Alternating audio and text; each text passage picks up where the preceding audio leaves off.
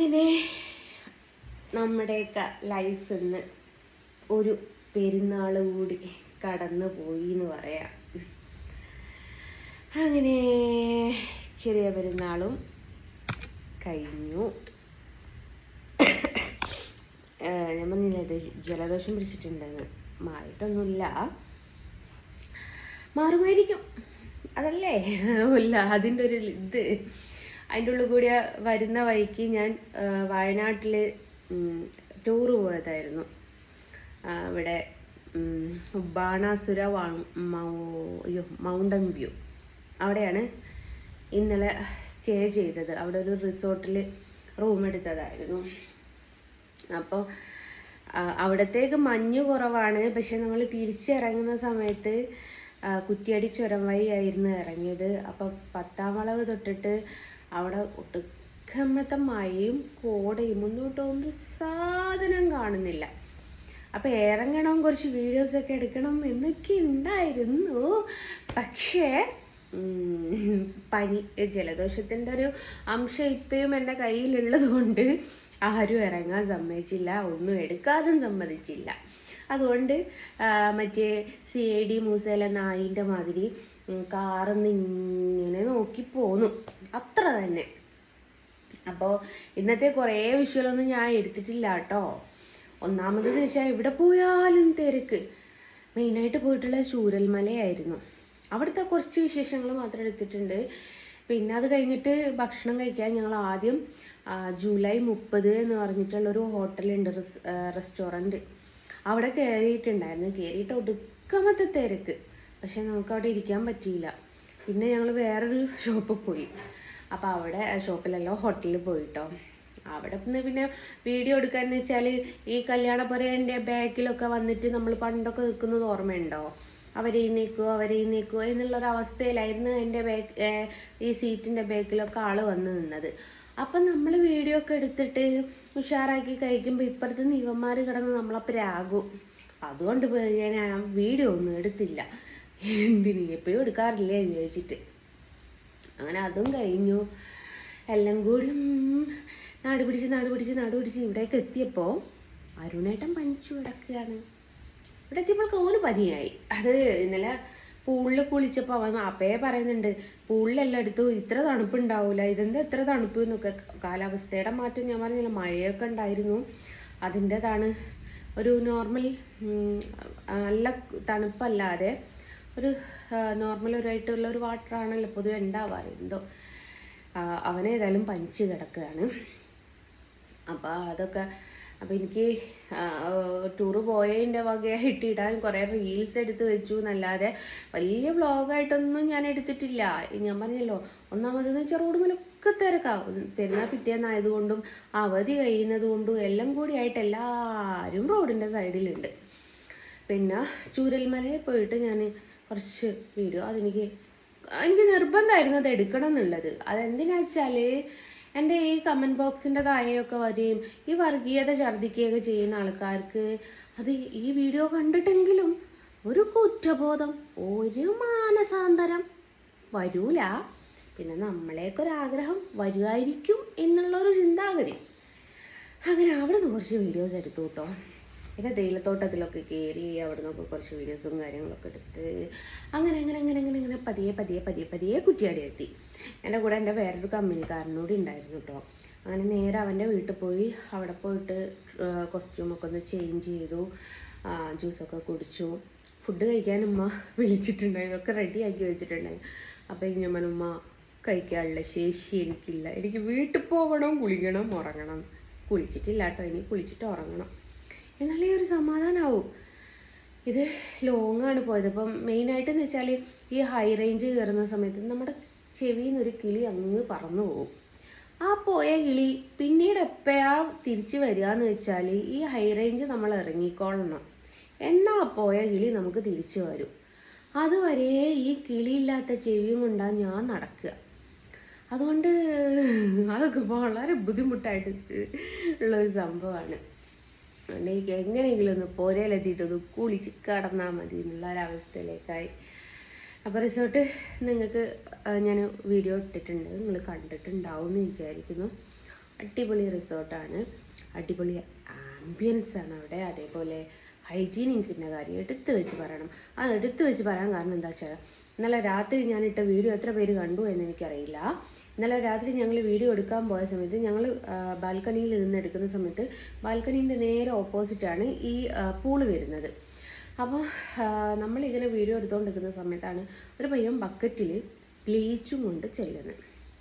അപ്പോൾ എല്ലാവരും യൂസ് ചെയ്ത് കഴിഞ്ഞതിന് ശേഷം അത് ബ്ലീച്ചൊക്കെ ഇട്ട് അത് റെഡിയാക്കി കൊണ്ടുവരുന്നുണ്ട് അവർ. അതന്നെ വലിയൊരു കാര്യമാണ്. അവിടെയൊക്കെ നമ്മൾ ഒരു എന്താ പറയുക, ഹൈജീനിക്കിൻ്റെ കാര്യമൊക്കെ നമ്മൾ ശ്രദ്ധിക്കുമ്പോൾ മനസ്സിലാവുന്ന കുറച്ച് കാര്യങ്ങൾ അതൊക്കെയാണ്. അപ്പോൾ അങ്ങനെയാണ്. അപ്പോൾ ഇപ്രാവശ്യം എന്തോ ടൂറ് പോയി വന്നു എന്നൊക്കെ ഉള്ളൂ. എല്ലാം ഇങ്ങനെ പകർത്തി പോരാനുള്ളത് മൈൻഡില്ല. ഒന്നാമത് ഞാൻ പറഞ്ഞില്ലേ, ജലദോഷമാണ്. ഈ ദോഷം എനിക്ക് വല്ലാത്ത ദോഷമായിട്ട് ബാധിച്ചിട്ടുണ്ട്. അതുകൊണ്ട് എനിക്ക് ഒട്ടും വയ്യേ.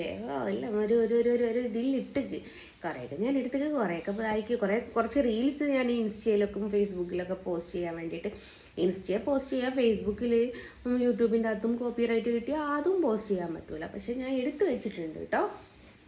അപ്പം അങ്ങനെ എടുത്തു എന്നല്ലാതെ പൊതുവേ വ്ളോഗ് എടുക്കുന്നത് പോലെയോ കാര്യങ്ങളൊന്നും എടുത്തിട്ടില്ല. എടുത്തിട്ട് എന്ത് ആവുന്നില്ല.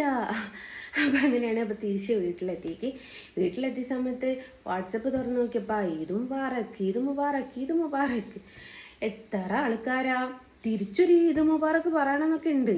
പെരുന്നാൾ കഴിഞ്ഞു പോയില്ലേ, ഇനി അടുത്ത പെരുന്നാൾക്ക് ഞാൻ മുൻകൂട്ടി ഏവർക്കും എൻ്റെ ഹൃദയം നിറഞ്ഞ ഈദ് മുബാറക്ക് എന്ന് ഞാൻ പറഞ്ഞിട്ട് ഞാൻ പോസ്റ്റ് ചെയ്യും.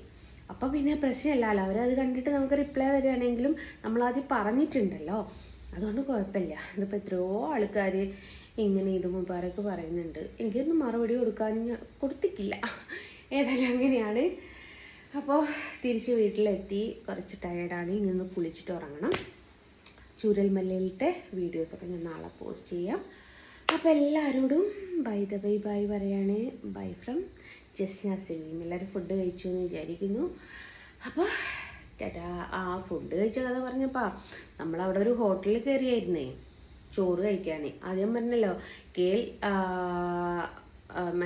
ജൂലൈ 30 എന്ന് പറഞ്ഞിട്ടുള്ള ഹോട്ടലിലായിരുന്നു ആദ്യം കയറിയത്. ജൂലൈ 30ൻ്റെ ഹോട്ടലിൻ്റെ റീൽ നിങ്ങളെല്ലാവരും കണ്ടിട്ടുണ്ടാവും. ഇനി കാണാത്തവർക്കായിട്ടാണ് ഞാൻ പറഞ്ഞു തരാം. ഒരു സഹോദരൻ ഗൾഫിലായിരുന്നു വർക്ക് ചെയ്തത്. തിരിച്ച് നാട്ടിലെത്തിയപ്പോൾ ഭാര്യയും മക്കളും ഉമ്മയും വാപ്പയും ഒക്കെ മരണപ്പെട്ടു പോയിട്ടുണ്ടായിരുന്നു. ആ ആൾ അന്നത്തെ ഡേറ്റ് വെച്ചിട്ട് ഒരു ചെറിയൊരു റെസ്റ്റോറൻറ്റ് തുടങ്ങിയിട്ടുണ്ട്. അപ്പോൾ അവിടെ ഒടുക്കമത്തെ ക്യൂ എന്ന് വെച്ചാൽ ഒടുക്കമത്തെ ക്യൂ. അവിടെ നിന്ന് ഒരു കിലോമീറ്ററോട് പോയ സമയത്ത് 18 കൂട്ടം ഉള്ള ഒരു സദ്യ എന്ന് കണ്ടിട്ട് നിർത്തിയതാട്ടോ. അപ്പം നിർത്തി. ഈ 18 പോയിട്ട് 10 പോലും ഇല്ല ആ ഒരു സദ്യൻ്റെ ഇതിൽ. അതാണ് ഞാൻ പിന്നെ അവിടുന്ന് വീഡിയോ എടുത്തിട്ടില്ല. ഞാൻ പറഞ്ഞില്ല ഇങ്ങനെ ക്യൂ നിൽക്കുകയാണ് ഇങ്ങനെ, കാരണം ഞാൻ വീഡിയോ എടുത്തില്ല. അങ്ങനെ ഞങ്ങളൊക്കെ ഭക്ഷണം കഴിച്ച് കഴിയാൻ നേരത്തെ എനിക്കും എൻ്റെ കൂടെ ഉള്ള ആൾക്കും വെള്ളം കിട്ടിയിട്ടുണ്ട്. അരുണ് ഫുഡ് കഴിക്കാൻ പോകുന്നില്ല കേട്ടോ, അവന് പനിക്കുന്നത് പോലെ തോന്നിയതുകൊണ്ട് പിള്ളേർക്ക് 2 പേർക്കും വെള്ളം കിട്ടിയില്ല. അപ്പോൾ എൻ്റെ കമ്പനിക്കാരന് പറഞ്ഞു, ഇവിടെ കൊച്ചുങ്ങൾക്ക് വെള്ളം കൊടുക്കുമെന്ന് ചോദിച്ചു.